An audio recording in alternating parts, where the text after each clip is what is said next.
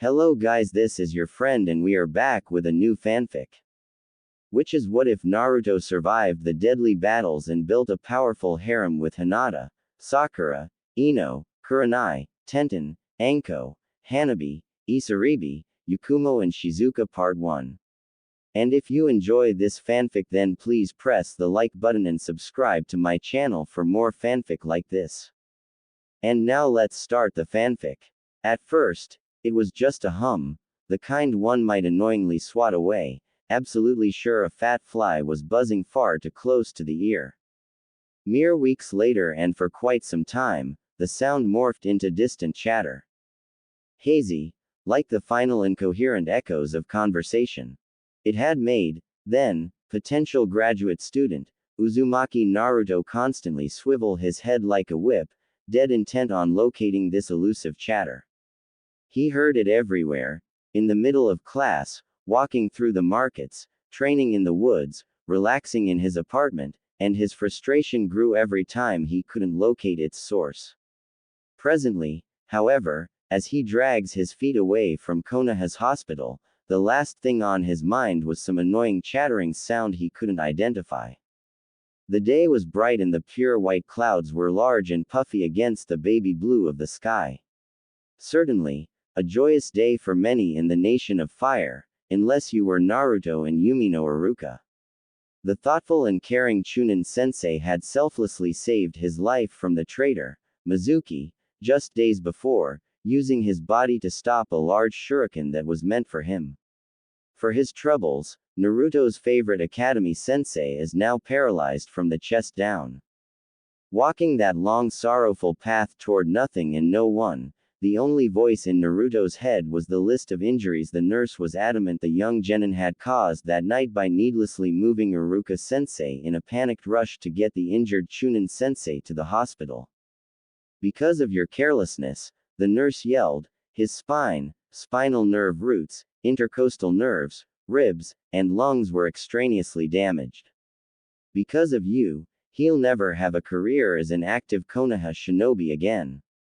He'll be lucky if he can ever walk again. Now, get out. He doesn't want to see you. Truthfully, Naruto didn't understand most of what she said. It all sounded terrible, but the part that struck him the most, the thing he blames himself so utterly over, is being the reason Iruka-sensei can never be a shinobi again. Before he knew the extent of his sensei's injuries, Naruto was supremely confident the scarred sensei would be fine in a couple of days. Naruto himself recalls being stabbed before and he was always fine in a day or two.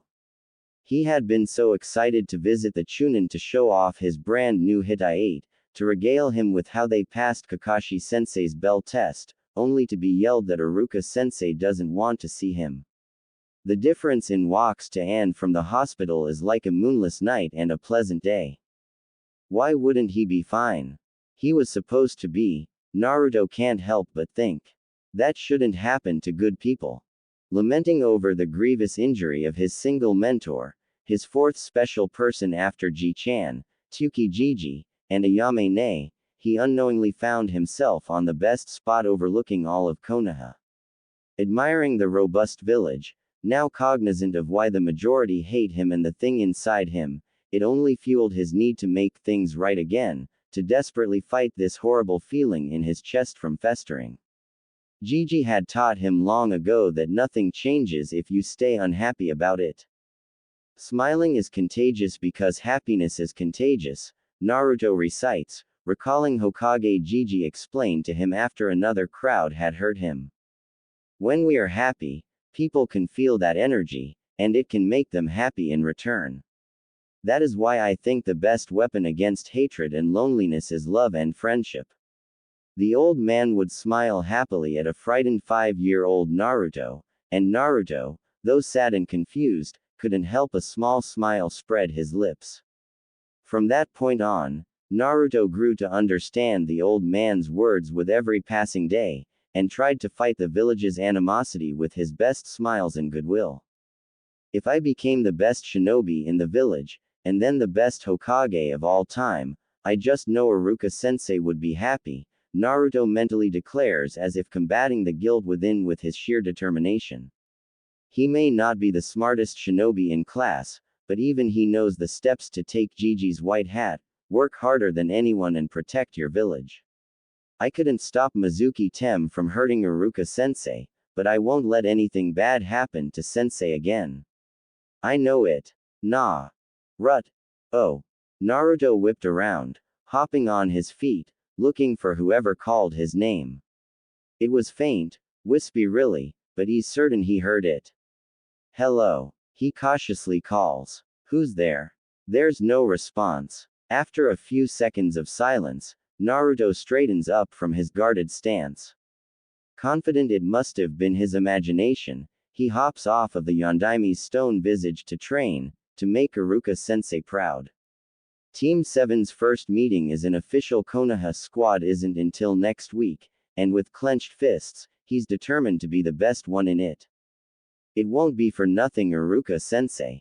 Just you watch. He mentally pumps himself up as he dashes to his favorite training ground, Training Ground 28. It's a small thing compared to the better newer training grounds, or the older revered ones nearer to the center of town, but it's less likely to have any shinobi already training in it. Using rotting, weathered targets hanging from various branches of several trees for his shuriken and kunai practice, he concentrates on attempting 6 simultaneous shuriken throws. He's gotten fairly good at throwing 2 shuriken per hand with decent accuracy, but 3 per hand is frustrating him to get right. As he's just about to release the spinning missiles, he hears it again. Naru. 2. It's louder, seizing his muscles for a split second and breaking his concentration, scattering his precious few throwing stars everywhere but on target. Ua. WH, who's there? Naruto yells out, searching desperately around, in shadows, in the canopy above or bushes below, extending his senses for any sound that's not of nature. Whoever it is better come out now or I swear I'll make you eat dirt. He adamantly yells with a pointed finger. No one comes out. It was silent, unnerving, and he was still and rigid for a solid 5 minutes. He nearly relaxes his guard when he heard it again. Oh you hear, Naruto begins to wonder if he's going crazy because it was starting to sound more like this unrecognizable male voice was in his head rather than somewhere around him where unrecognizable voices ought to be. WWWH who? Naruto stammers, asking aloud but dreading a response, very much so dreading it. I can, hear you bet. The voice said, and Naruto runs. Like a bolt out of a bow, he sprints full out with no real direction in mind other than away. How's that? The voice asks. That better. I'm going crazy, I'm going crazy, I'm going crazy. Naruto mentally repeats, casually noticing the voice feels even clear despite sprinting away from it. Feeling nothing but adrenaline in his legs, he runs flat out, making the trees look like a blurry paste around him. You're no going crazy, the young but deep voice states, interjecting his reply in Naruto's thoughts. Suddenly, Naruto ends his panicked sprint with a bit of a slide, ninja sandals ripping earth until he comes to a stop, shouting, wait a minute. Looking around the forest again, he asks, is this a prank? That you Konohamaru, Sasuke Tem, Kakashi-sensei, whoever it is, you better believe I won't rest until I get you back 10 times worse. It's not prank, the voice says. Though that'd be pretty awesome prank. Naruto groans in startling surprise, bringing up his fingers' nails to be nervously gnawed on by his teeth.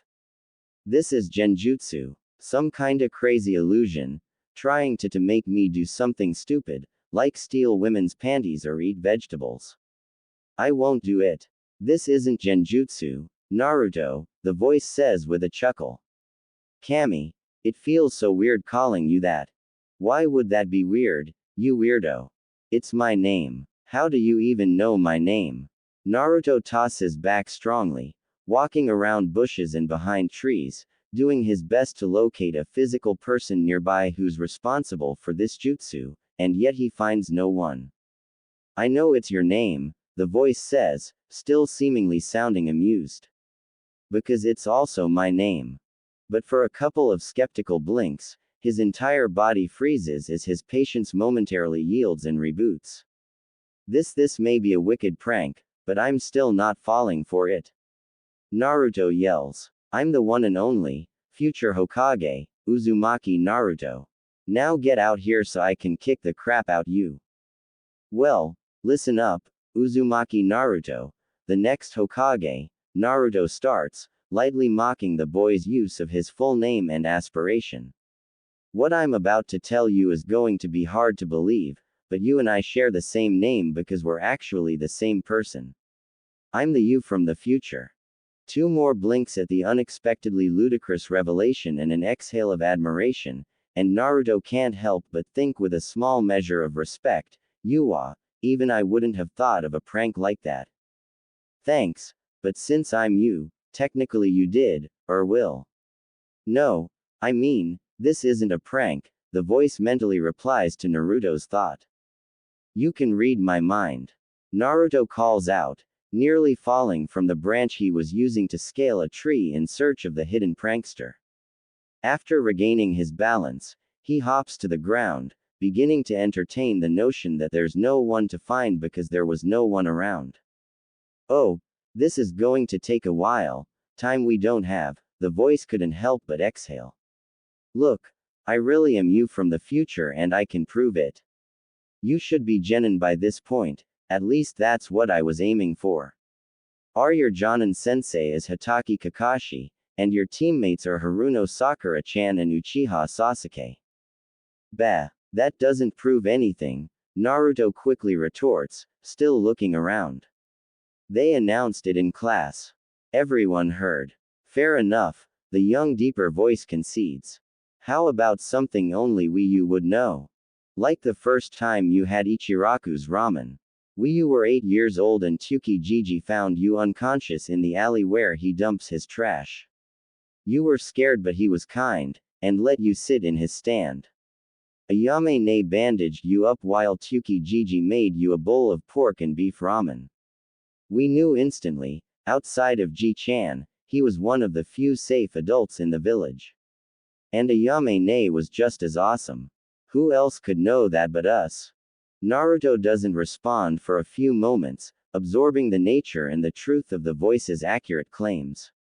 He did meet Tsukijiji and his daughter when he was 8. The civilian adults stopped attacking him long before that, but teenage bullies were another matter entirely and would chase him down every time they spotted him. It's true no one would know what Tsukijiji and Ayame-ne did.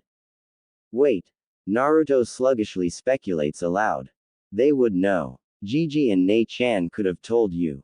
I mean I doubt they ever would, but fine, the voice states.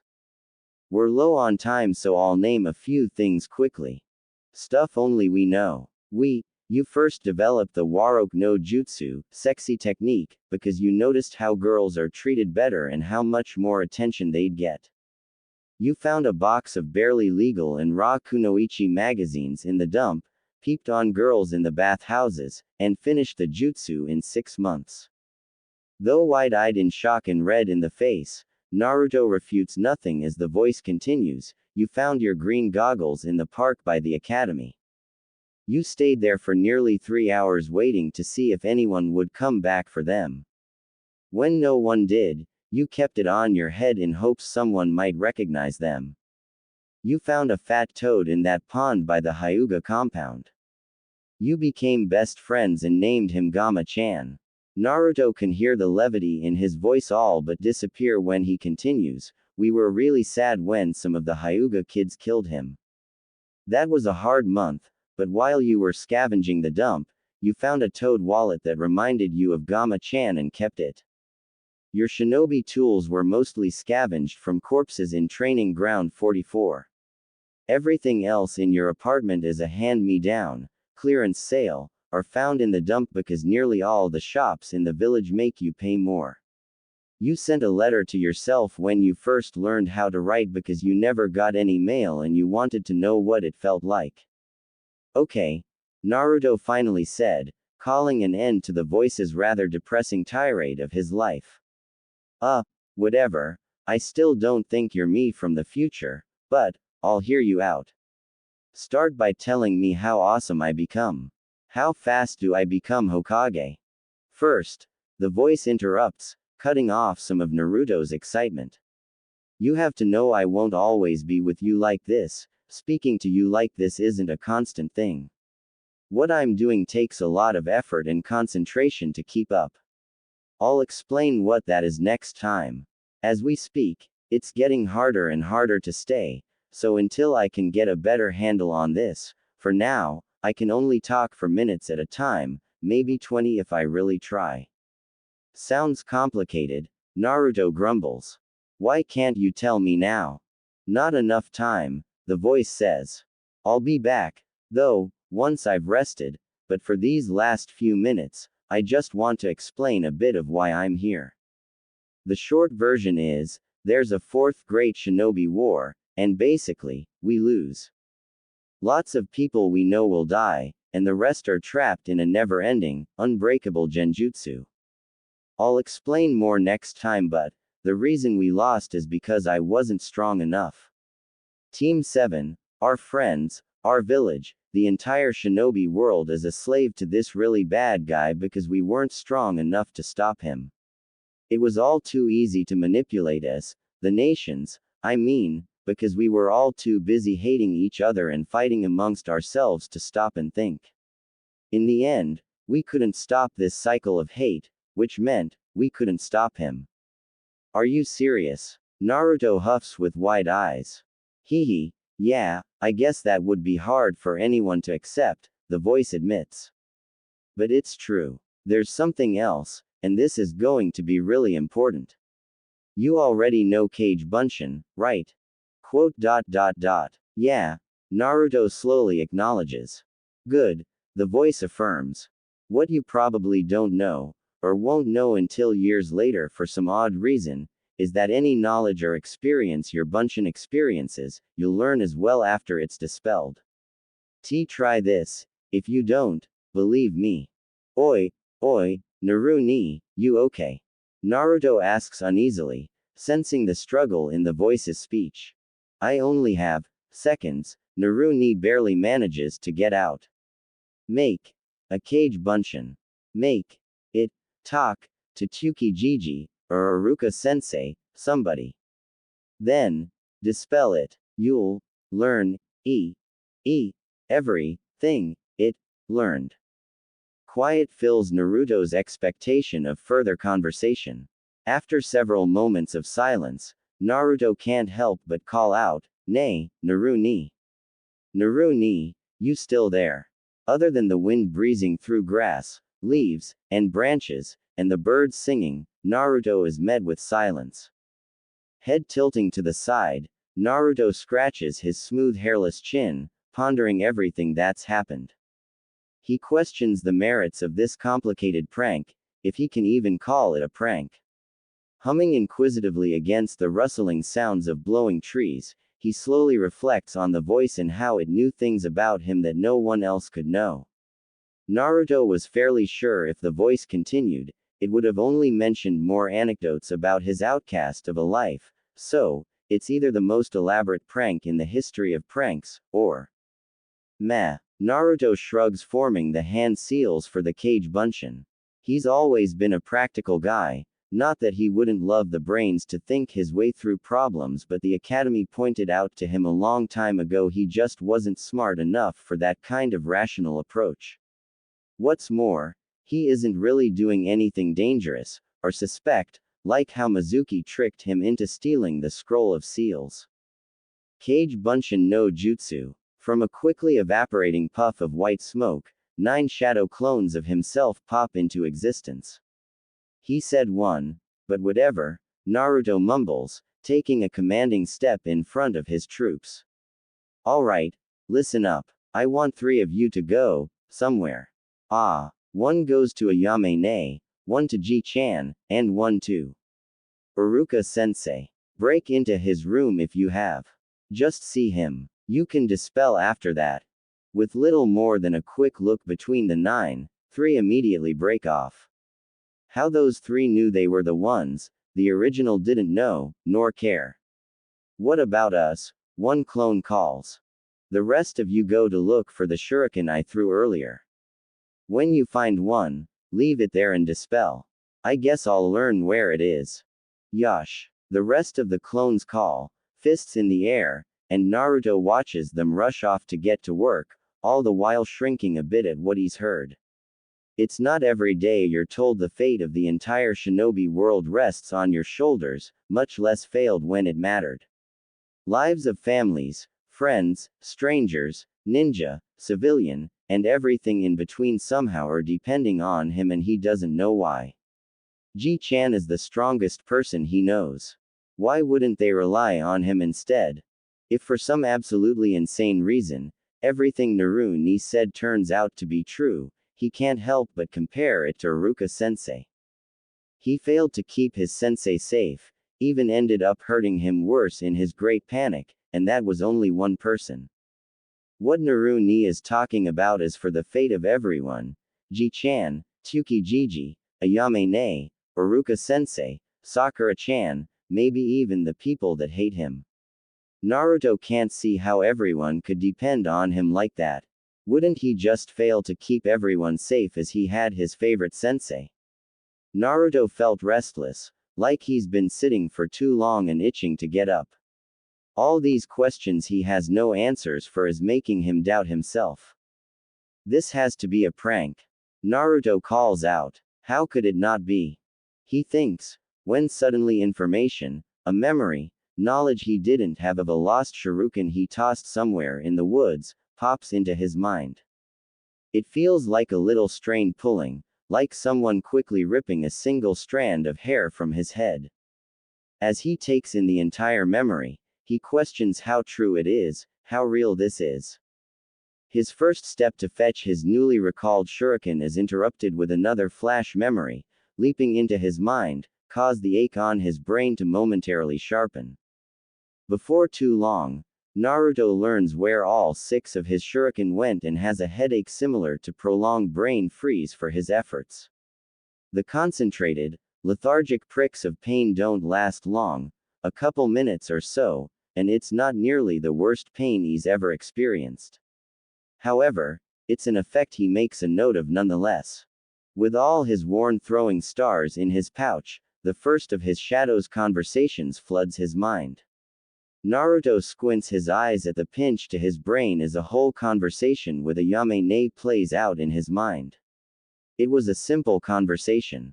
Nothing of note or relevance other than the usual, "Hey, Ayame-ne," and, "How's it going?" Though she had finished their short conversation with a phrase she's often directed at him. Nothing but the freshest ingredients for our favorite customer. No sooner had he thought that sounds just like her, did another memory materialize in his mind. He was in the Hokage Tower. He tried to see Ji-chan but his secretary had informed him that the Hokage was in a council meeting. That should be easy to double check, Naruto says to himself. Whether the voice knew about the meeting or not didn't matter.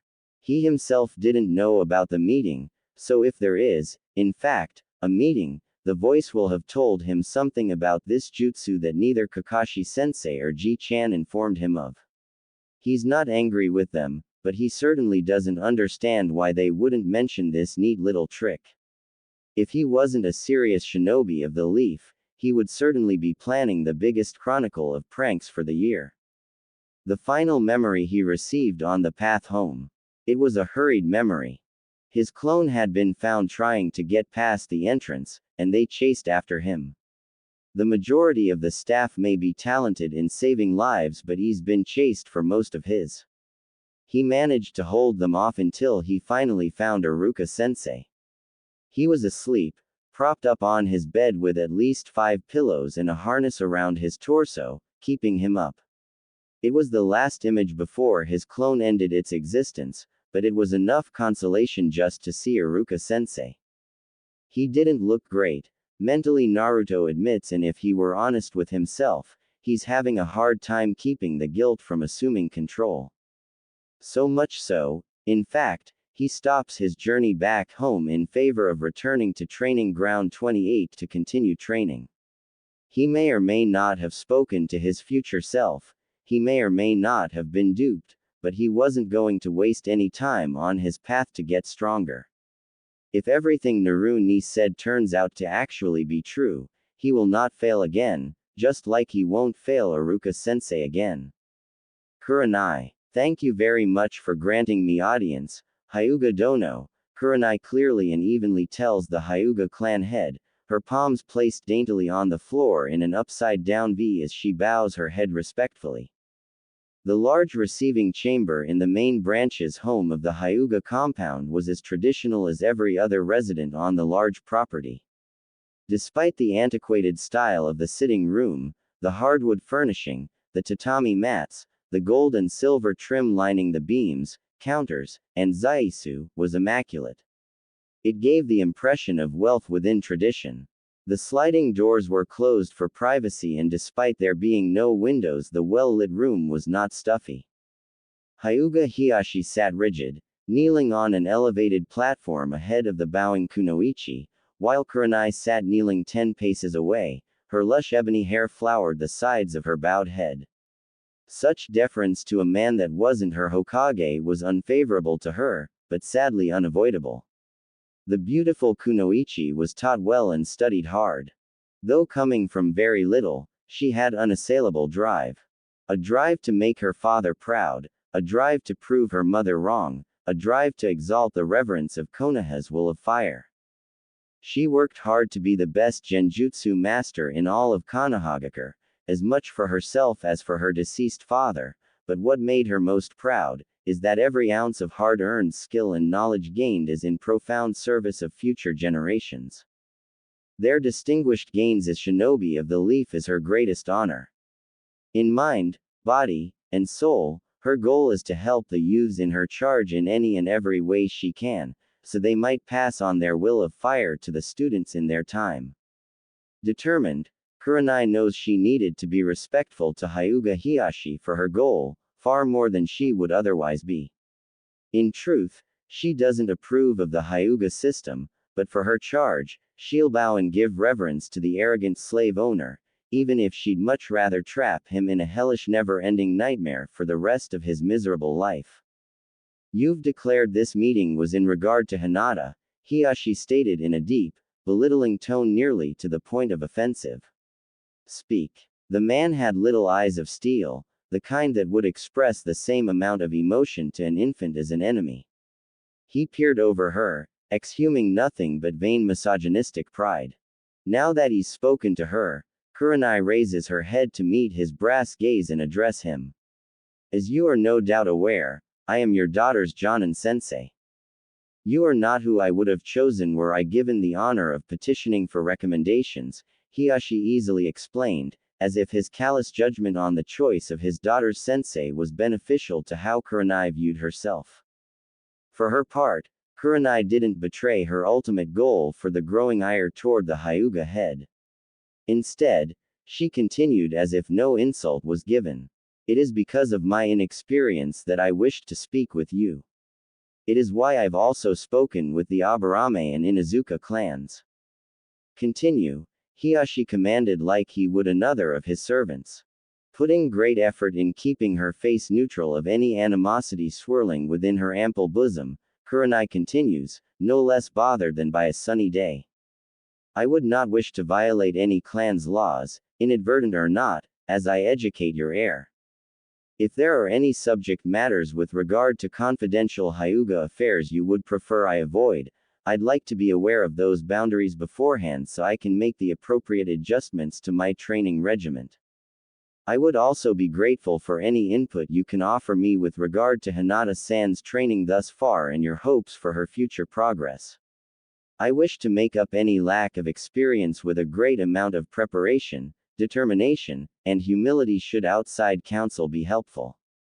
I see, the Hyuga head states with spiritless interest. Your willingness to make up your shortcomings is admirable, no doubt serving you well in your short career, however, it is unnecessary and a waste of your efforts. A twitch of the skin between her brows is the only indication that she's taken aback by his words.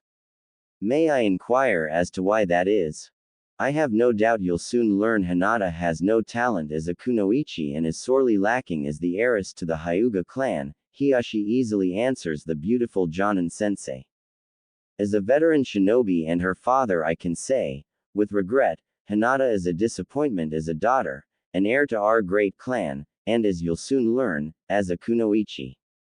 I offer you words of caution, as a token for the appropriate respect shown here.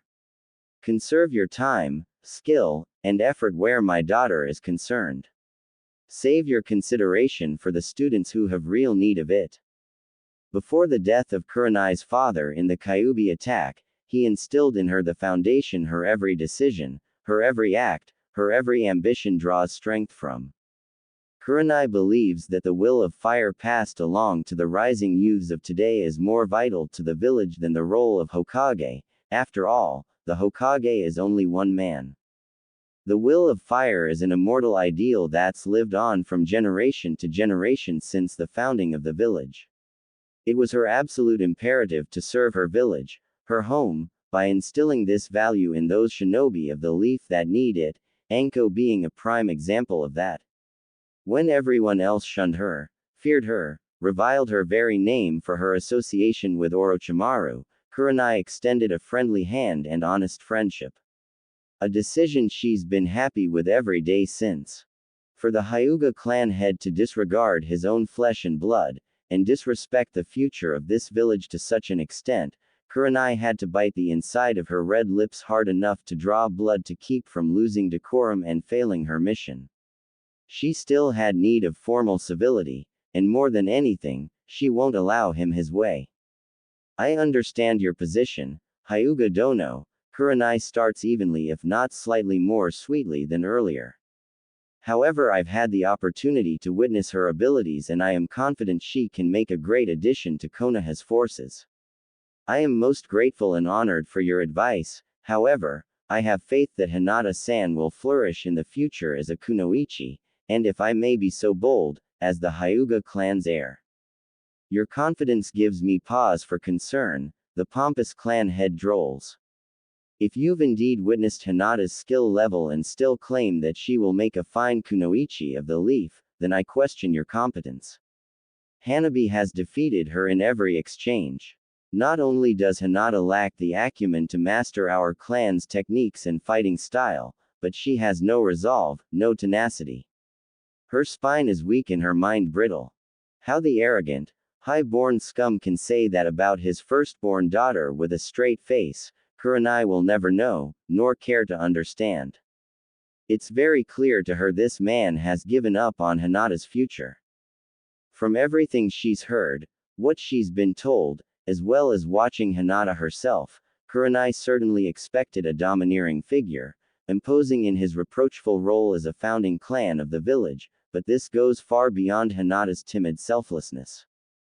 Kurenai would bet everything she owns that this man hates his daughter, or at the very least, holds a deep grudge against her. She's certain there's a reason, an explanation of sorts, but at the moment, the why isn't important. Her decision is clear. She must take Hinata away from this man's clear psychological abuse if Hinata ever has a chance of reaching her potential and gain her will of fire.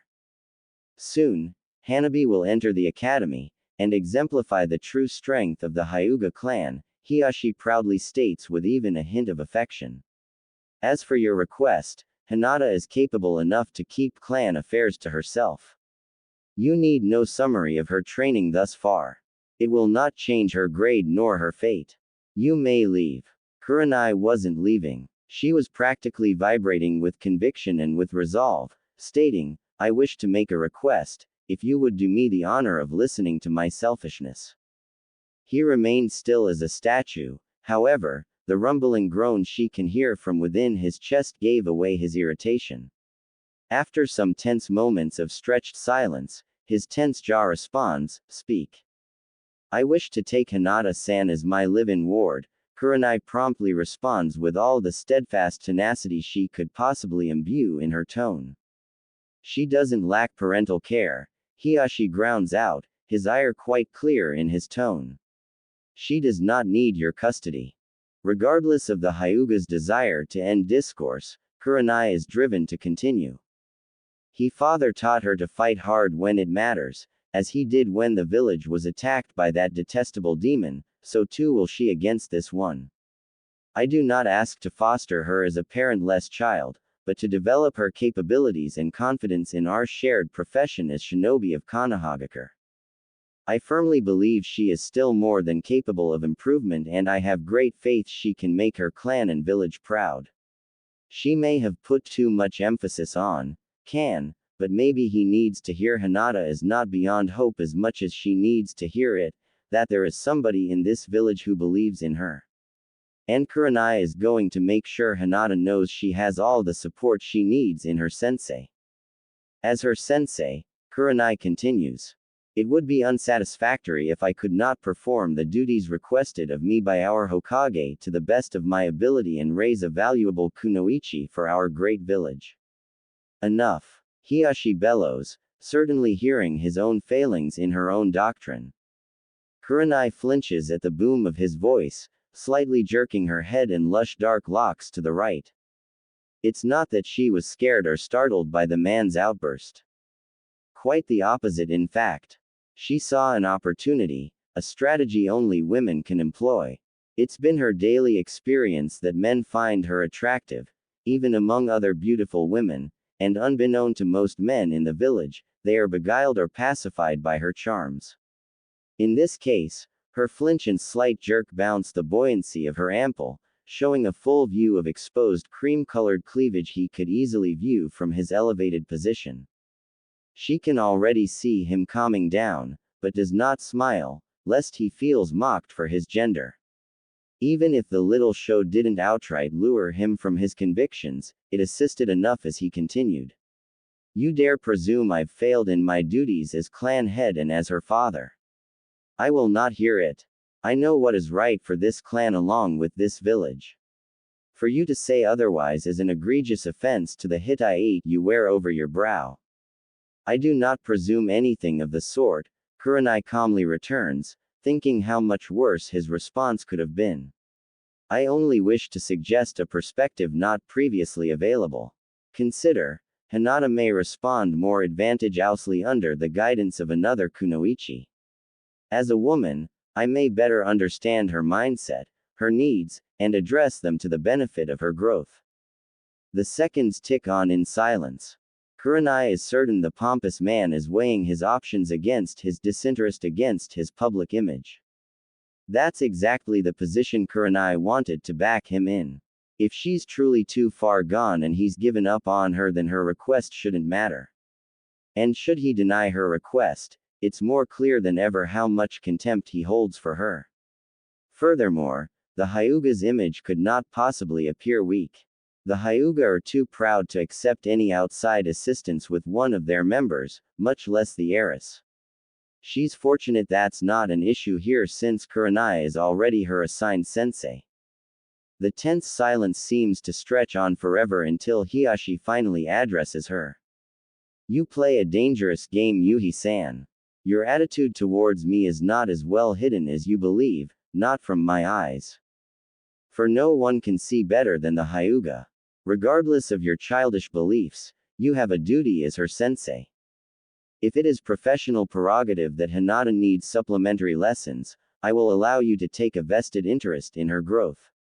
As the head of this great clan and her father, I am not so proud that I would deny my daughter additional aid, no matter how misplaced it may be. However, if I see no significant form of improvement by the end of the Chunin exams, Hanabi will succeed her as heiress. He didn't have to say the rest for Kurenai to understand what's at stake. The Hyuga clan needs only one heir.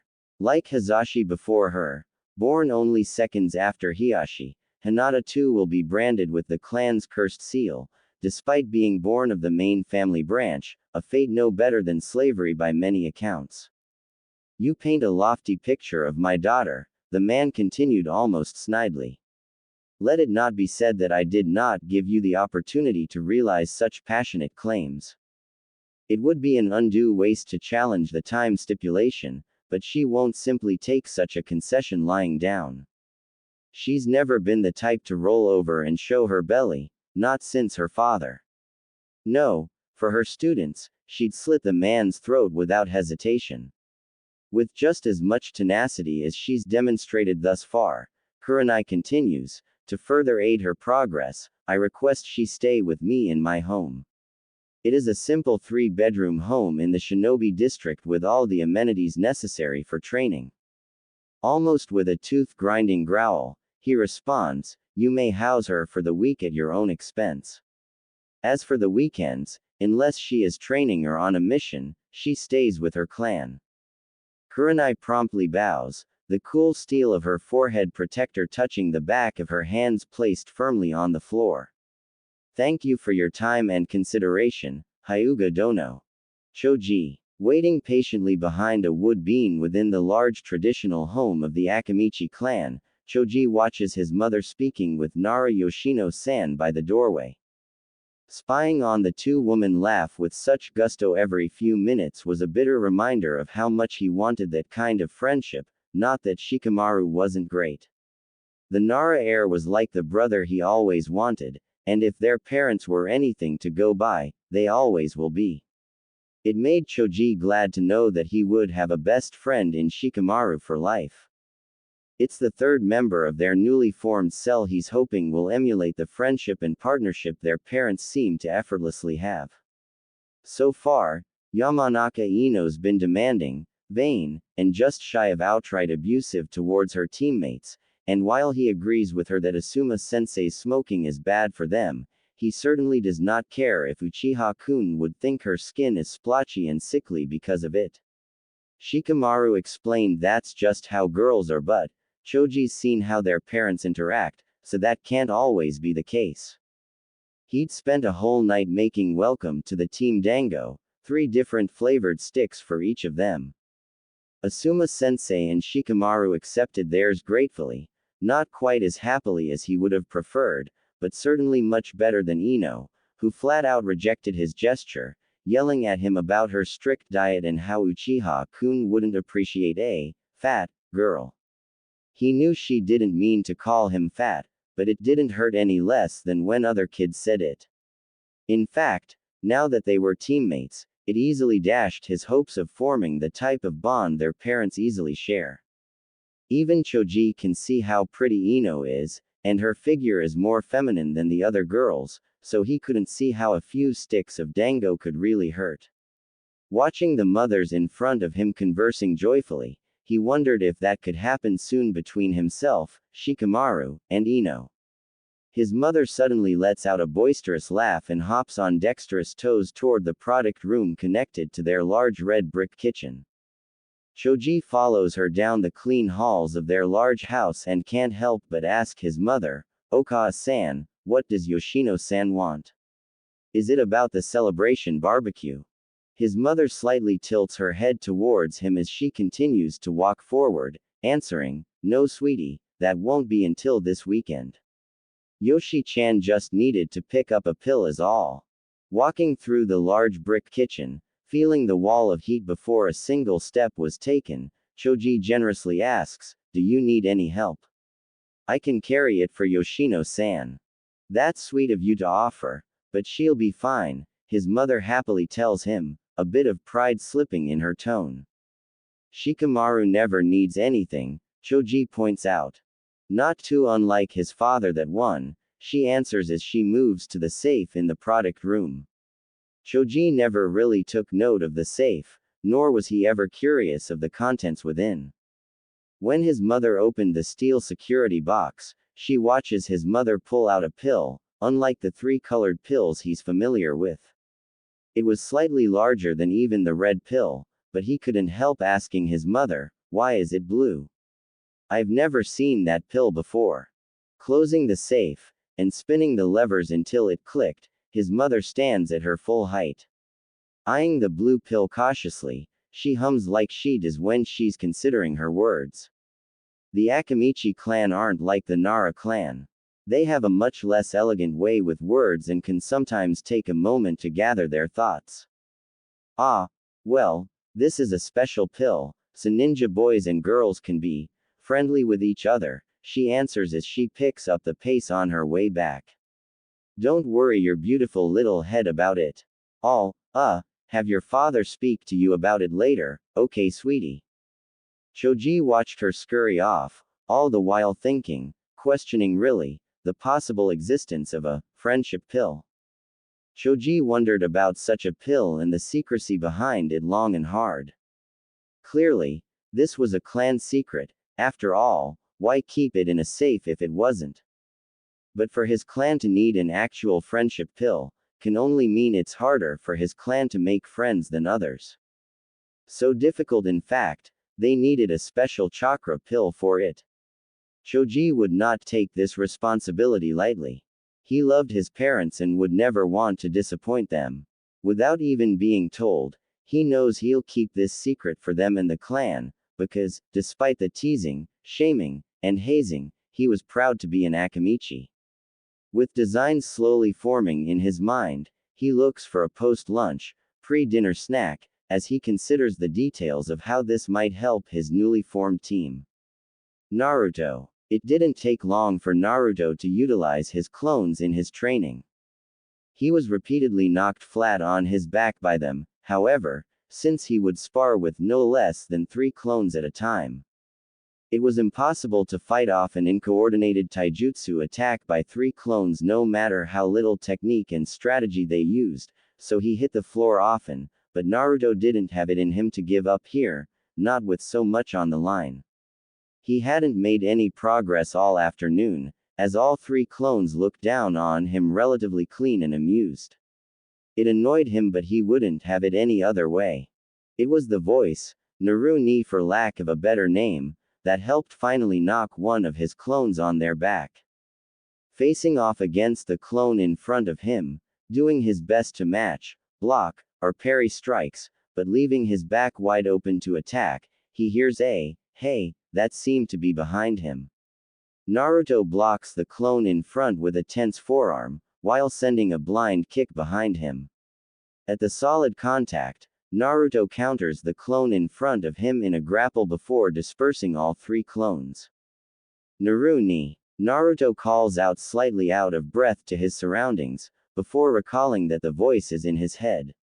Still, to the energetic blonde, it feels far more normal talking aloud than it does thinking conversation between himself and his future self. You back. Haha. Naru-ni, huh. The voice in his head laughs. Now that Naruto hears it, the voice's voice does ring fairly close to his own.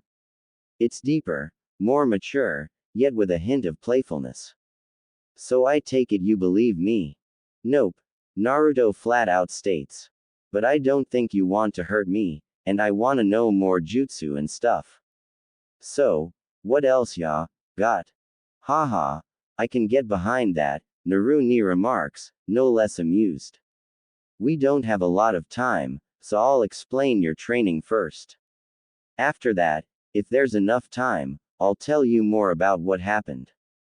MNHMN, Naruto sounds in complete approval. This is going to be sweet. I can't wait to burn Sasuke Tem to a crisp with fire jutsu. The look on his face, Naruto calls out laughing at the prankster's vivid imagination. Huh, I can almost see it, Naru-ni comments. Well, listen up because every second counts. Hi, Naruto yells enthusiastically. The most important thing you'll ever learn is chakra control, Naru-ni asserts. Now before you start complaining, you need to understand that this is like the backbone of every awesome jutsu you use. Think about ramen without the delicious broth, it's like that. Kakashi-sensei is going to teach you chakra control in, let's see, have you guys started your first D-rank mission yet?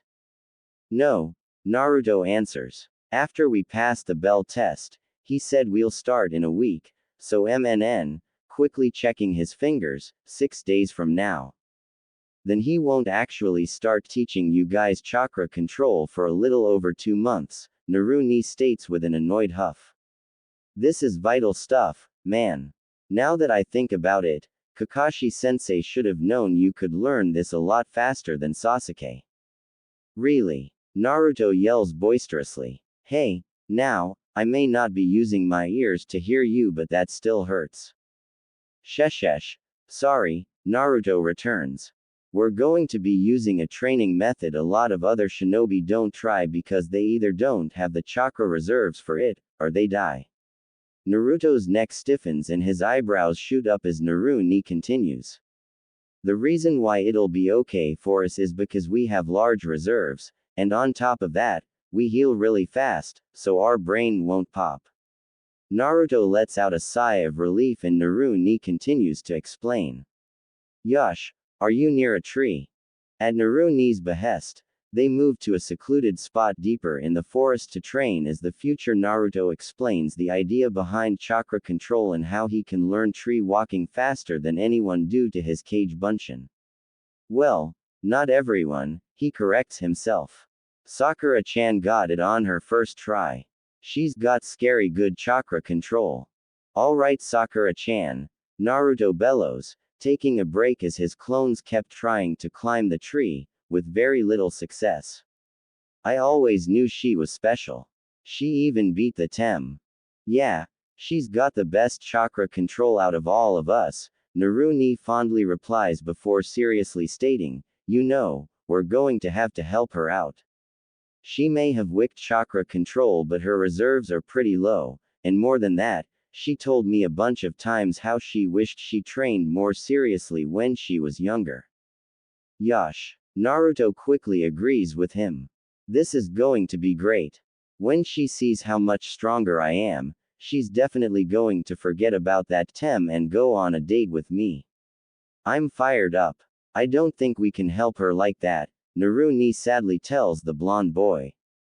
Huh, why not? Naruto can only tilt his head up since technically there's no one to turn to.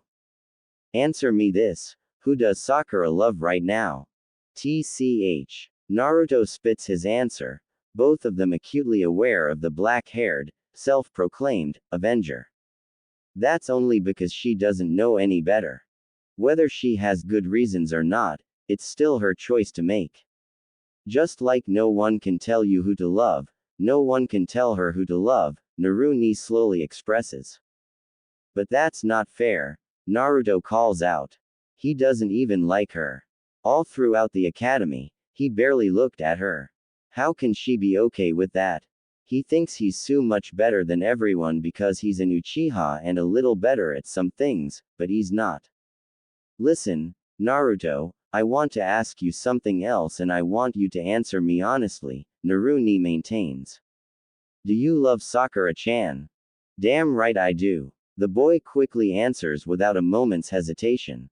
She's the best and the smartest, and even though she's not from a ninja clan, that didn't stop her from being the top kunoichi in our class.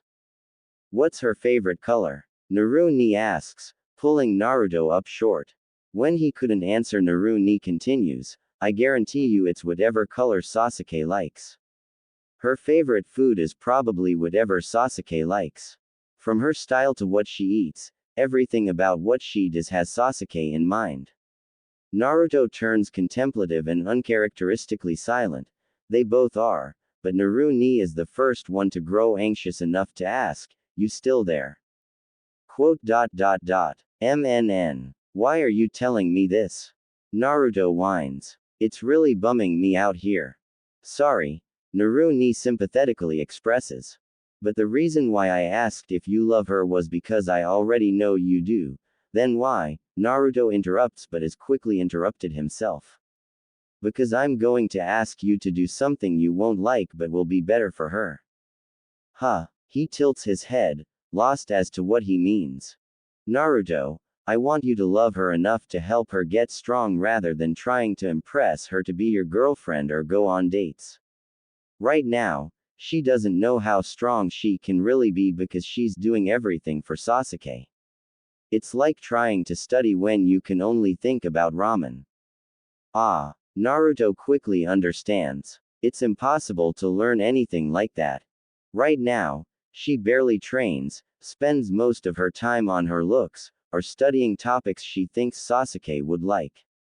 It would be better if she were training to get strong so she can protect those she cares about, but she's just not there yet, so we have to help her realize that quicker. Trust me. You think she's the best now, wait till you see her destroy a cliff with her fist.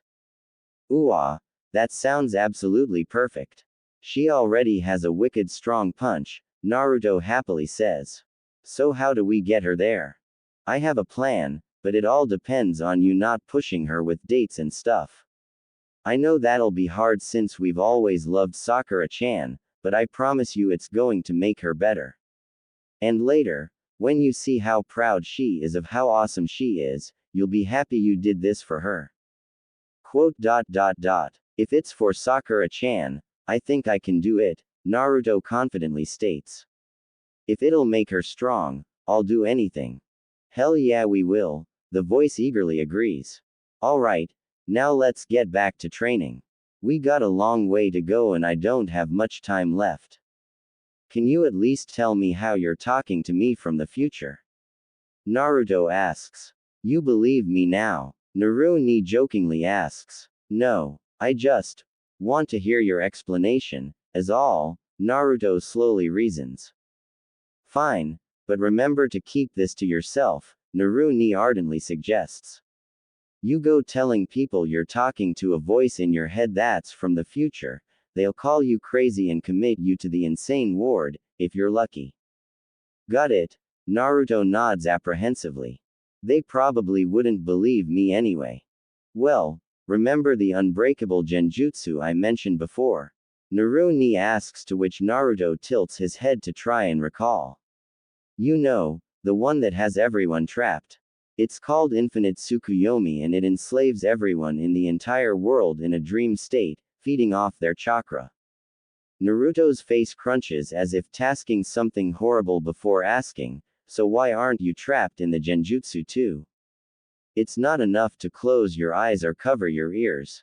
If your body receives any sensory information, sight, sound, touch, taste, smell, then that the illusion has you.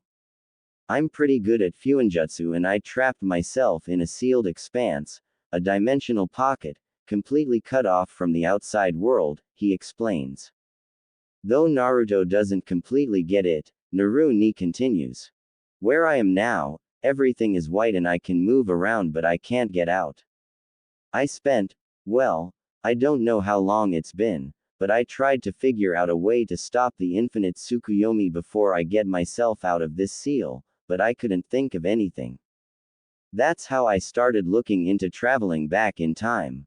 I felt confident I could do it, but that equation is so complex, I could inscribe it on the white floor perfectly for a whole year and it still wouldn't be enough. Not to mention I probably wouldn't have the chakra necessary to actually power something like that. So how'd you do it? Naruto can't help but ask, as he watches his clone struggle with the first 3 steps of the bark. How did you get your voice to travel back? I didn't. Well, not really, Naruni quasi answers. Kurama and I figured. Kurama. Naruto breaks in curiously. A friend keeping me from going insane, he easily answers before moving on.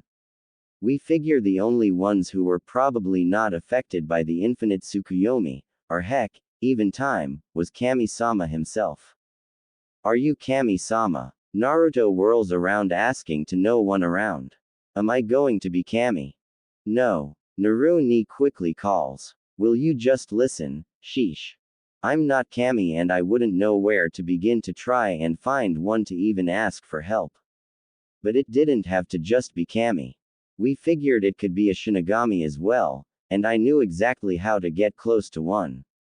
Our family has a really nasty sealing jutsu that calls on a Shinigami. It has this tanto in its jaws, 2 red horns popping out of its long white hair, and prayer beads in its left hand. The problem with using this nasty technique is that you have to sacrifice your life for it. Are you? Naruto gulps. You're not dead, are you? It takes a hell of a lot more than a Shinigami to kill me, don't ya know, he asserts with glee. I sort of tricked it, actually. If the Shinigami isn't affected by the illusion, and more than likely time because they're eternal, chances were good I could figure out some way to ask for help. But the more we thought about it, the less confident I was that we could convince it. But you know what? You and I have prayed occasionally, usually for amazing stuff like more ramen and fancy shinobi tools. Other people pray for all sorts of things. That's when I realized Shinigami's prayer beads might be able to hear all prayer, and if the prayer beads receive wishes from people, then it might also be able to send as well.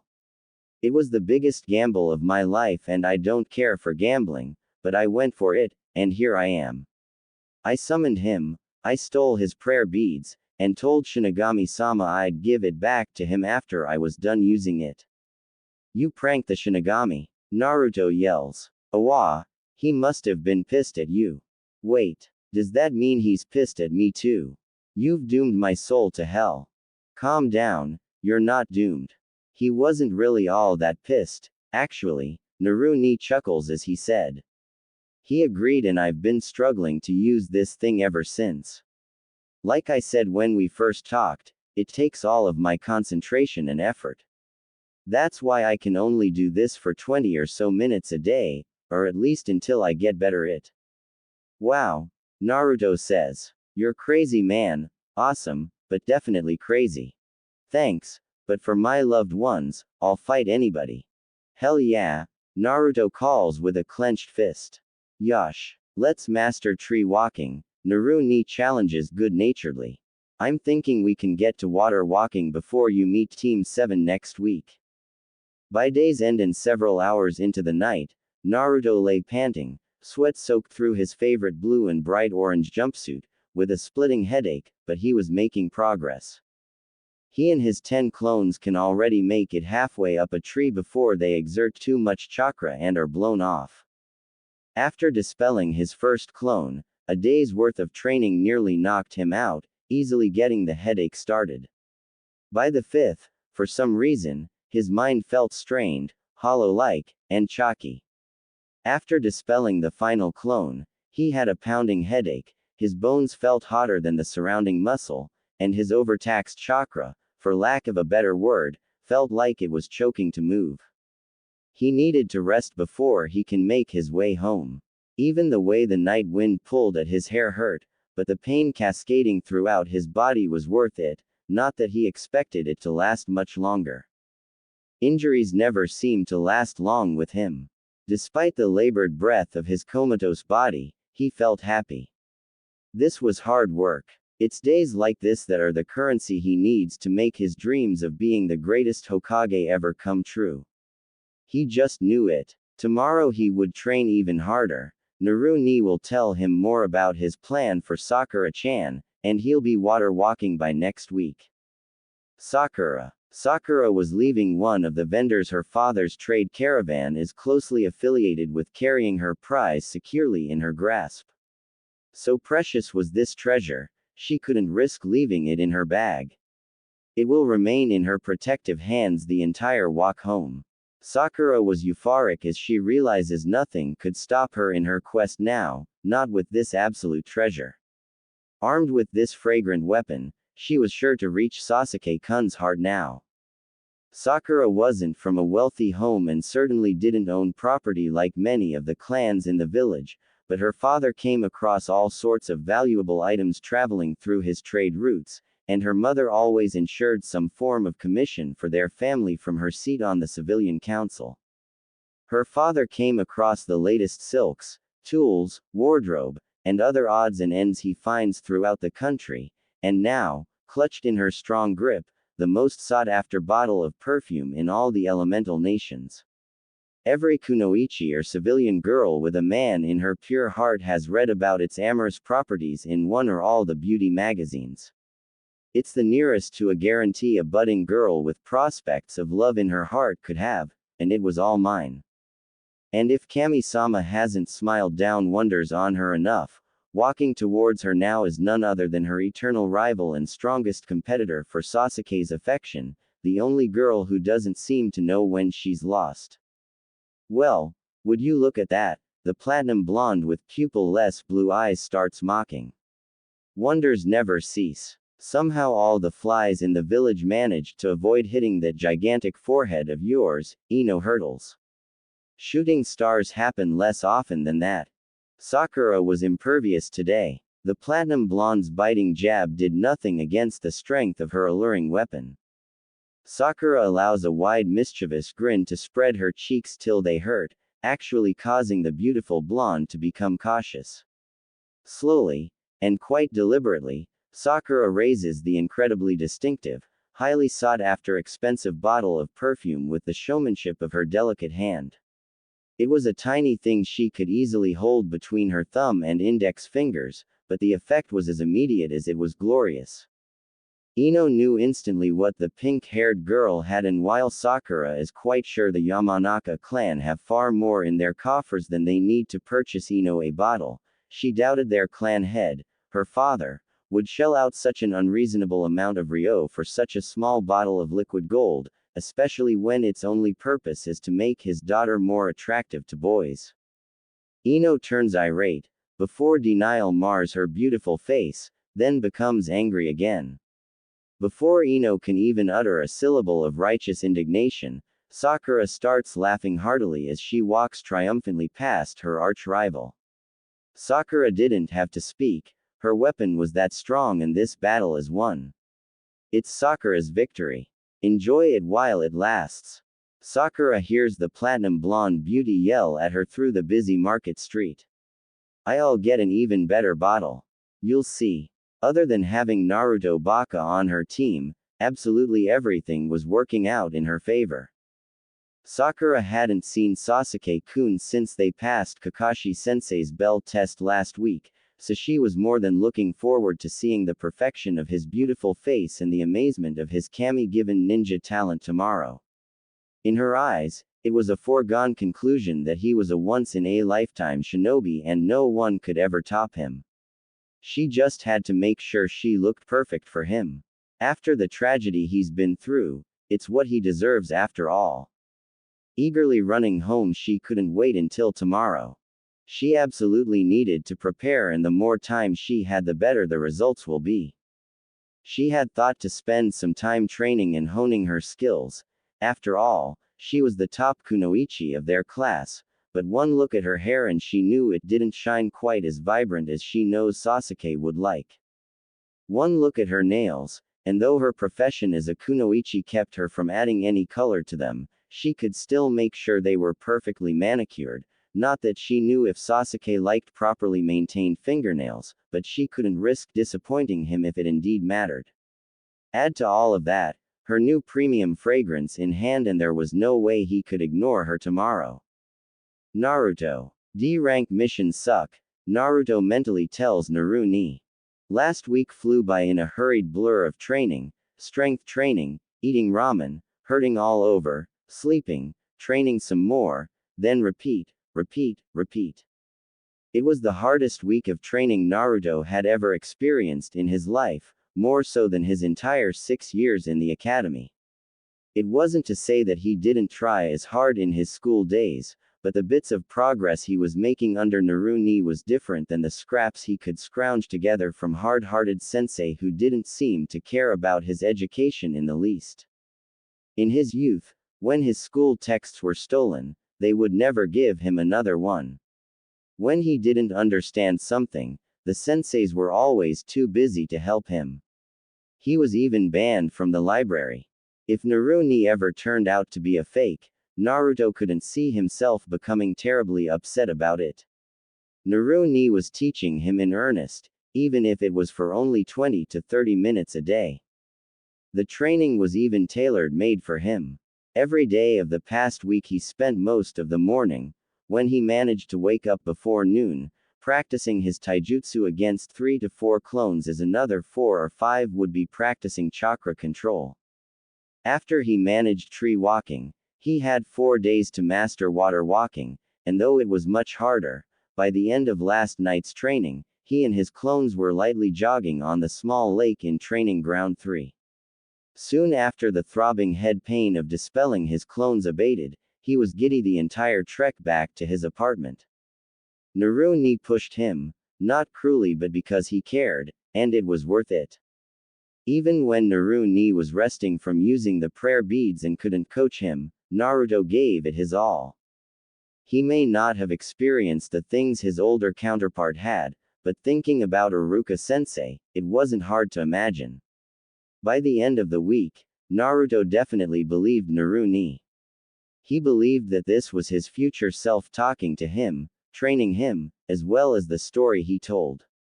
It also meant that something stronger than even his future self would be coming in a few years, and he absolutely needed to be the one to stop it. It wasn't all doom, however. Naruto would tell him other interesting things, how he has really high chakra reserves, Tenketsu points that were larger than normal, followed promptly by what Tenketsu's points are, his elemental affinity type and how it's used. As a physical learner, Naruto has yet to fully grasp most of the information explained to him, but Naruto doesn't seem to have a problem repeating something or trying to make it easier to understand.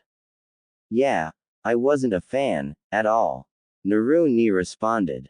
How long are we supposed to do D ranks for? Naruto mentally asks him as he and the rest of Team 7 exit the Hokage Tower. A heck of a lot longer than you'll like, the older version answers.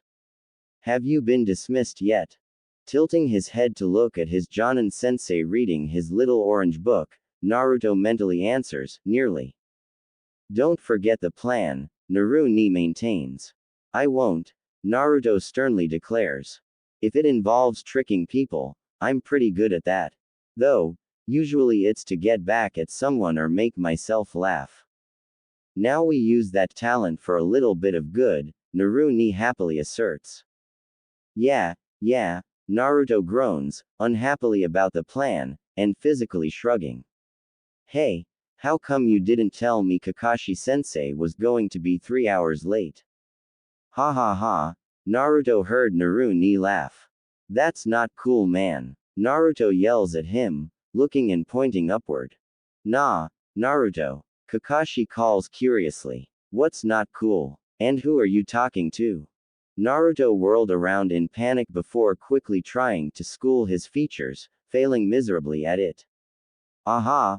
Well, I only meant, if we're done for the day, that stupid cat scratched us up pretty good, right? Sasuke and Naruto did most of the engagement, while Kakashi coordinated, and Sakura provided support.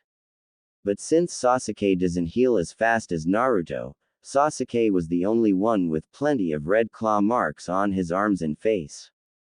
I'm going to shave that stupid cat's hair off and skin him alive, Sakura angrily announces. No one does that to Sasuke-kun and gets away with it. Nah, I was scratched too, Sakura-chan, Naruto weakly offers. So, she hurls back at the blonde before moving to Sasuke's side. I think we're done for the day, Kakashi tells his team. You all did fine work. We'll meet tomorrow by the bridge, 7 am. Don't be late. That goes double for you. Naruto yells at his sensei, but Kakashi had already shinshined away. Don't worry, I got something you can do while you wait, Naruto tells his younger self. And it's totally going blow his mind when he sees. Cool, Naruto responds, almost missing. Sakura asks Sasuke if he wanted to train, or eat, or take a stroll, or shop together, all of which he ignored with a barely concealed scowl as he started walking toward his home. Sakura stood deflated, sniffing her wrists, asking herself, maybe I didn't use enough. Besides smelling really nice, and admiring her long pretty pink hair, Naruto didn't know what to make of her efforts in relation to what he was prepared to do for her. It's not every day you give up the girl of your dreams so she can grow strong, and in exchange for your sacrifice, she likely ends up with another man. It's a lopsided sinking feeling that drags his feet and slumps his shoulder, but he wanted, more than anything, for her to be happy and strong, and Naruto did tell him they'd be really good friends in the future and even better teammates, so that was a positive in his book. Nay, Sakura-chan, Naruto starts but is quickly interrupted by an ill-tempered Sakura. If you even think of asking me out on a date, I'll hit you so hard you'll land on the other side of the village. Sakura's murderous green eyes and lethal tone made Naruto take a cautious step back, putting his palms up to show he's not a threat. She spins around to head home when Naruto tells him, I know it's hard but, remember, you're doing this for her, for the girl we both love. Taking a moment to gather up some courage, he runs after her, calling out, Sakura-chan. She hadn't gotten very far but as she turned to the call of her name, she's already raising a fist to carry through on her threat. Wait, I'm not trying to ask you out.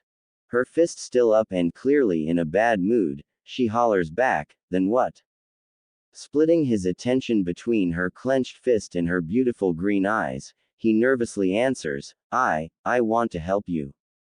She stares suspiciously for several long seconds before finally lowering her fist and irately asking, how? Taking in a quick breath, and relaxing some of the tension in his shoulder, he clarifies for her precisely how he and Naruto had planned it the last 2 days. I thought of a good idea to help you get closer to Sasuke-tem. That was far harder to say than Naruto was expecting. He spent many grueling hours obsessing over it, and somehow the stomach churning and choking chest feels worse than he imagined. Worse still, his knees felt weak, and his eyes started to grow hot with prickly moisture. This was the love of his life he was helping set up with not just another boy, but his eternal rival. The aching strain in his chest was partially ignored in favor of answering her question. What do you mean? How? She took a step forward, forgetting her earlier agitation for the possibility this could mean for the future she imagined with her love. She was fully expecting to be a snarky brat for the day and drive her parents crazy after the perfume seemed to fail, but maybe there was hope of turning her day around, even if Naruto Baka was the reason for it. Okay. First, Naruto started, rushing to get this day over with. He's already planning on a full-contact brawl fest against as many clones as he can make.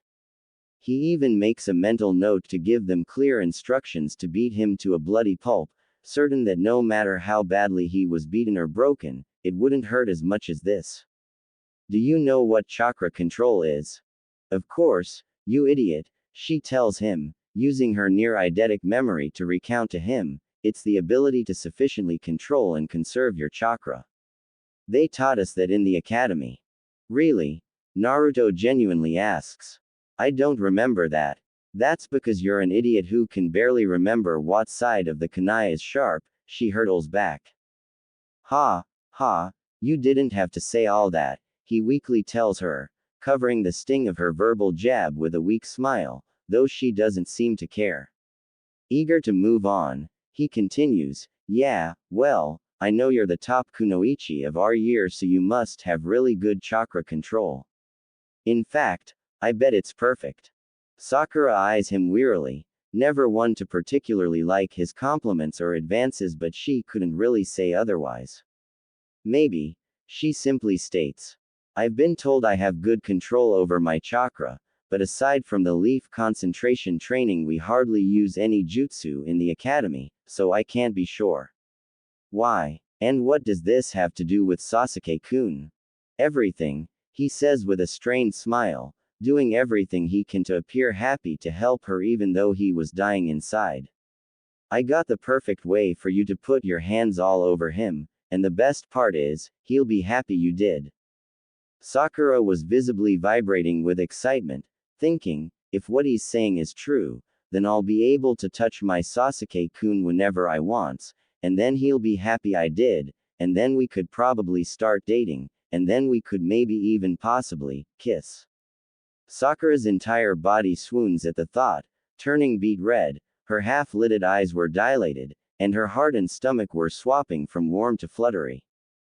This could be a big win for her.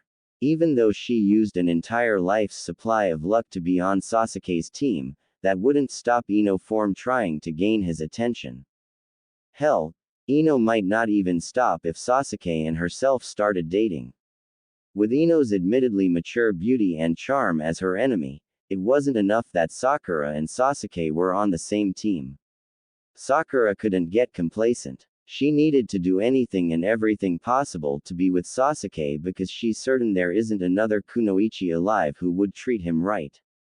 Whatever Naruto thought of, if his claim panned out, would be for the amazing future she planned to have with Sasuke-kun.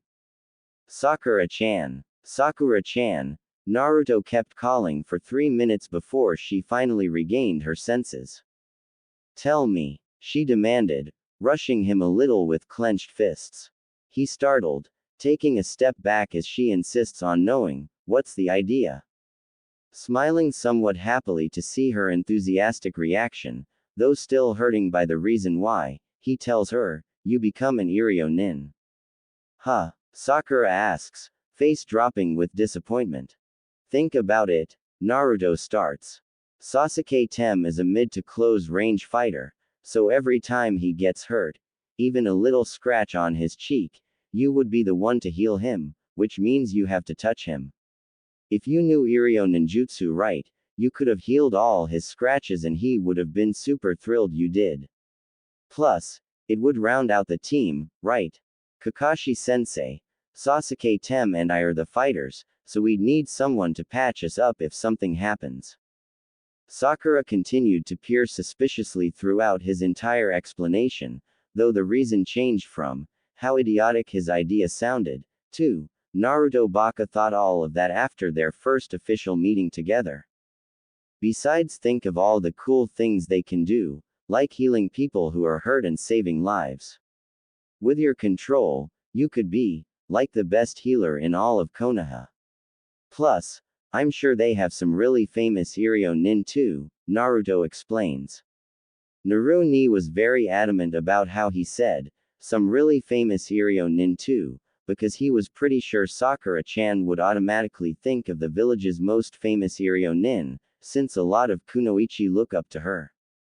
Both Narutos keenly understand that in any good prank, the more the person getting pranked thinks on their own to agree with you, the better the result will be. And looking at the realization dawn on her face at the mention of famous Iryo nin, he was pretty sure she remembered the one Naruni briefly talked about. After a few seconds of deep thought, if her pondering expression is anything to go by, she finally speaks up, there's no way. I couldn't. You could. Naruto passionately interrupts her. And I can prove it. Now completely flabbergasted by the annoying blonde, Sakura can't help but gripe, how? Come on, he calls as he runs over to the nearest tree. After she catches up to him, he tells her, I bet you anything you can tree walk on your first try. That would definitely tell you if you can do it. I don't know how to tree walk, Naruto, she returns genuinely.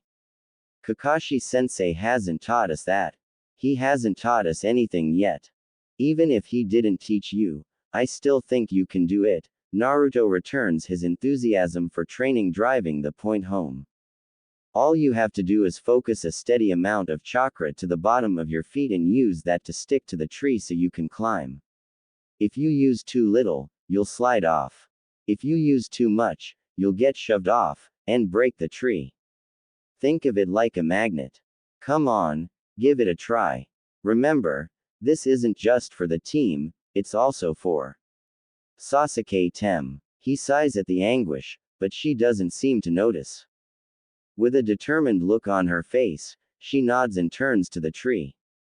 Generally, Sakura is accustomed to learning new techniques with the direction of a sensei, and not an idiot like the one beside her, but for Sasuke-kun she's more than willing to try this at least. Because if this was as possible as Naruto seems sure it is, then maybe she could use this to get closer to Sasuke-kun than any other kunoichi could, especially her rival, Ino Pig. Molding her chakra has always been as easy as stretching, and she effortlessly manipulates the flow of energy to her feet. Her first step is a tentative one. She did have to admit, however, that a small part of her liked the prospect of moving in a direction similar to Tsunade-sama of the legendary Sannin. Like many kunoichi in the village, Tsunade-sama was a heroine of hers. She grew up hearing stories of her strength, her legendary healing ability, and her beauty. So many girls in the academy aspired to be her. Whenever students had to create a report of their favorite shinobi, a good 80% of the girls chose Tsunade-sama. So when her first step stuck, easily, followed by her second step, also as easily, Sakura began to wonder how well she may actually be able to do. With her third step, she was completely parallel to the ground but felt no danger of falling. She was in complete control, and honestly, a part of her couldn't believe it. Way to go, Sakura-chan. She hears from the ground beneath her. Another part of her couldn't believe Naruto was the one who led her here. He's not a sensei, nor is he smart, or talented, he's the dead last of their class, and yet he urged her to tree walk before anyone else. When she made it to the top of the tall tree, she was a little winded, but funny enough, she was proud. Not that this was anything to be proud of. She knows this is only a first step many shinobi can easily do, but, to know she was now among them, gave her a small sense of pride. Reaching the ground, Naruto couldn't help the huge grin on his face as he proclaims, "I knew you could do it. On your first try too. That's so badass." Yeah, she huffs, winded but mildly enjoying the praise, even if it is from the baka. She leans against the tree to rest some.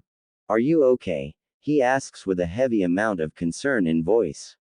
She had small chakra reserves in the beginning, Naru-ni answers him as Sakura just waves him off to say she's okay. "You probably have low chakra reserves," Naruto sagely repeats to her, making Naru-ni laugh a little. Sakura looks at him questioningly as Naru-ni tells him, "I think she's on board. Now you have to talk to Ji-chan." "I remember," Naruto mentally replies. "I'll probably disappear before you're done, so let me just explain what you're going to do every time Kakashi is late, which sucks to say, will happen all the time." "Do you know why that is?" Naruto asks. "I mean, why he shows up late." "I do, but I can't really get into that now," Naru-ni proclaims. "Next time." "So, what am I doing?" "There are a couple of exercises that'll help you master your futon chakra," Naru-ni sagely explains. "There are so many badass jutsu that you'll be able to learn after these exercises.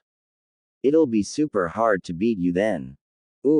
Naruto moans, salivating at the thought, and finishes with, "I want." "Want? What?" Sakura slowly asks from the tree, before pushing off to walk to him. "Nothing," he quickly tells her, remembering he's not alone. "I think we should start walking to Hokage Tower." "What? Why?" she gasps, not at all expecting Naruto to say that. "'Cause, I think Ji-chan can help us," Naruto earnestly responds to his pink-haired teammate.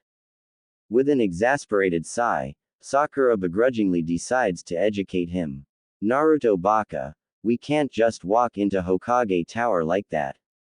Everyone there is extremely busy." "Don't worry," he tells her, already starting to walk. "It'll be fine. Besides, you need some intro stuff to be Iryo Nin." "Well, why can't we just get them from Kakashi-sensei?" she asks, running after him. "He's not here and I don't know where he lives," Naruto naturally tells her. "Do you?" She just shakes her head, her beautiful long pink hair flowing easily with every shake of her head as they walk toward the tower they had left only 20 or 30 minutes ago. So, Naru-ni starts as the teammates walk in silence. The exercise goes like this: you take a leaf, any leaf will do, place it flat on your left palm, cover it with your right palm, then try to cut the leaf in half using just your chakra. "That sounds crazy," Naruto returns. "Can I really do that?" "Hell yeah you can, and so much more," Naru-ni answers with complete confidence. "When you're trying to cut through it, that's when you're manipulating futon-natured chakra through your hand. Try to think of it like making your chakra as thin and as sharp as possible.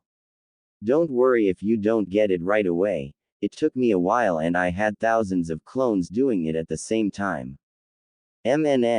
Sounds tough, but it wouldn't be worth it if it wasn't," Naruto reasons. So do this when Kakashi is late. Should I make clones while I do it too? Men, not yet, he answers. I want you doing something before he eventually shows up.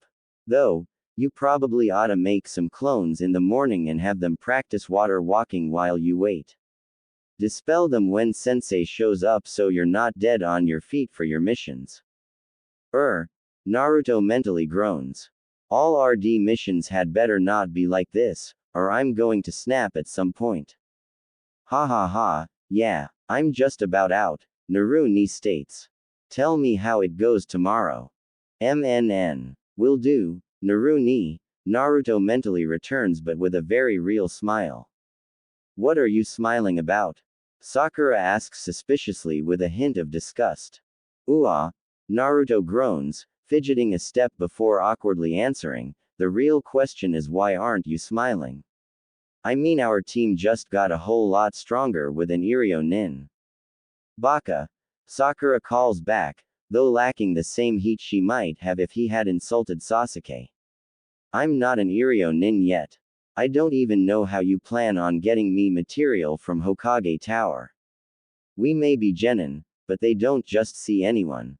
Well, I don't know about others but we're going to see Ji-chan, Naruto informs her.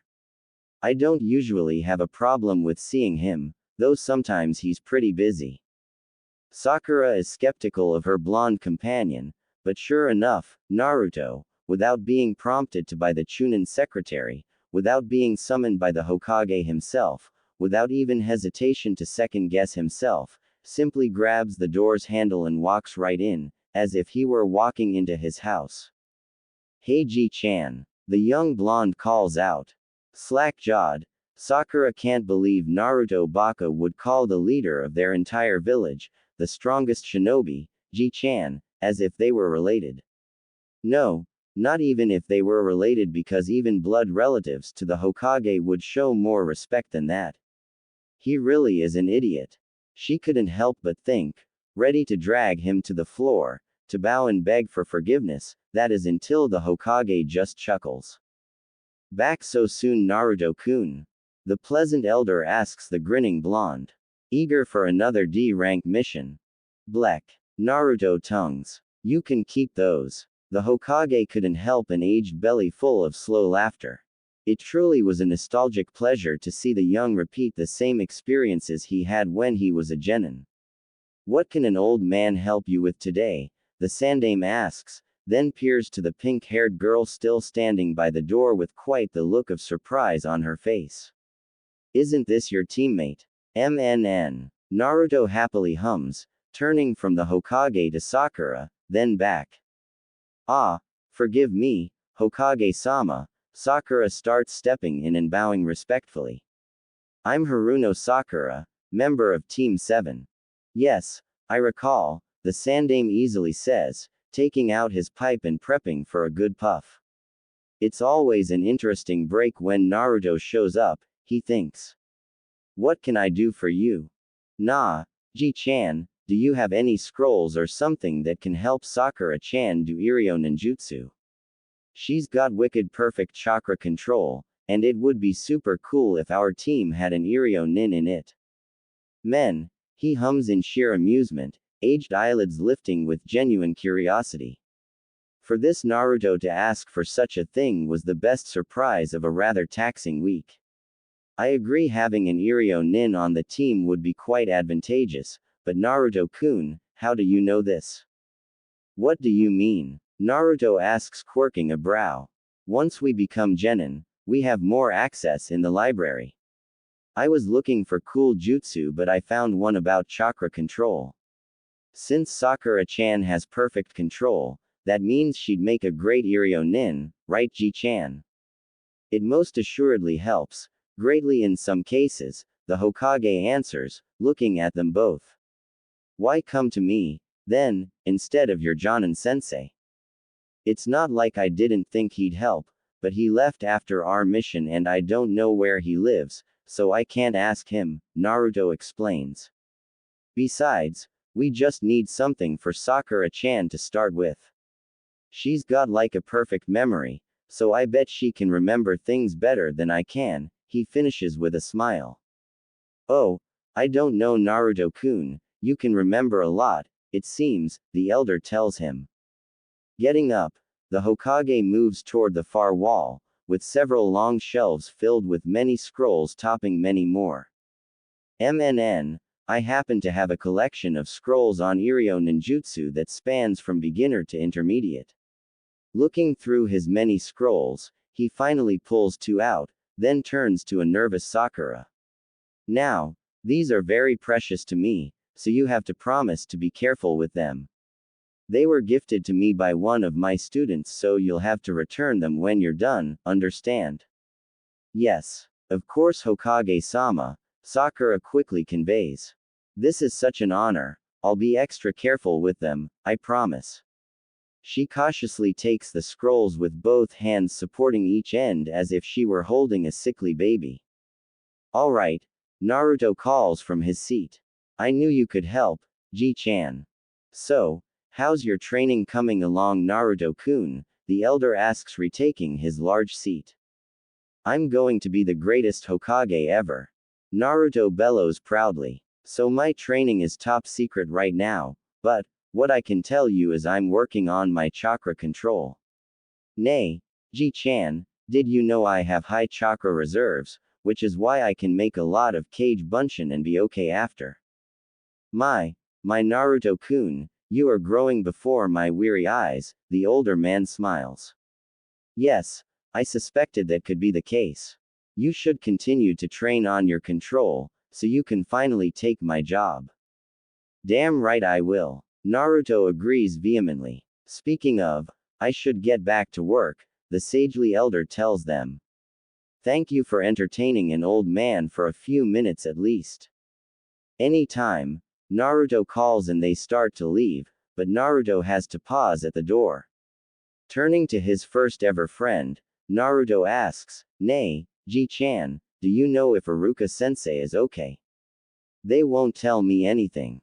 They won't even let me see him. I'm afraid I can't release his medical information, however, I can tell you he will live. And if they won't let you see him, just remember, you're ninja, and ninja always find a way. Thinking of his future counterpart, Naruto can't help but agree with a sad smile and a nod before leaving. Meeting Sakura just by the outside entrance, still carrying the scrolls like precious treasure, he immediately recalls how all this started by trying to help her win Sasuke's attention. On top of Iruka-sensei's injury, and now effectively giving Sakura-chan to another man, Naruto was not having a good day. He grumpily dumps his hands in his pockets as she cautiously walks up to him, half her attention on the scrolls and the other half on him. I thought you left. I did. I am, she huffs. I just wanted to ask you, you're not related to Sandaime-sama, are you? Wah. No. He throws back. Why would you think that? You were calling our Hokage, Ji-chan, she adamantly states as if it's the most obvious thing. That is so disrespectful. He's the leader of our village and a very powerful political figure, she loudly retorts as if he only needed to be told louder for him to get it. I've always called him Ji-chan, Naruto returns with a non-committal shrug. That's just. I don't know, that's how I normally talk to him. Further confused, she follows up asking, how often do you talk to the Hokage? He hums, tilting his head up to the bright blue sky, thinking back. More so when I was younger, but I'd say at least twice a week, now. Sometimes once every 2 weeks if he's really busy. You're lying. Her instant reaction quickly says. Wah, I'm not. He defends, his brows furrowing in disbelief rather than anger. He can stand a lot, but he doesn't think his own teammates should call him a liar. I wouldn't lie about that. You have to be. She throws back. He's the Hokage and you're nothing but a dead last baka. The shock could not be clearer on his face, one that quickly transforms into sad resignation.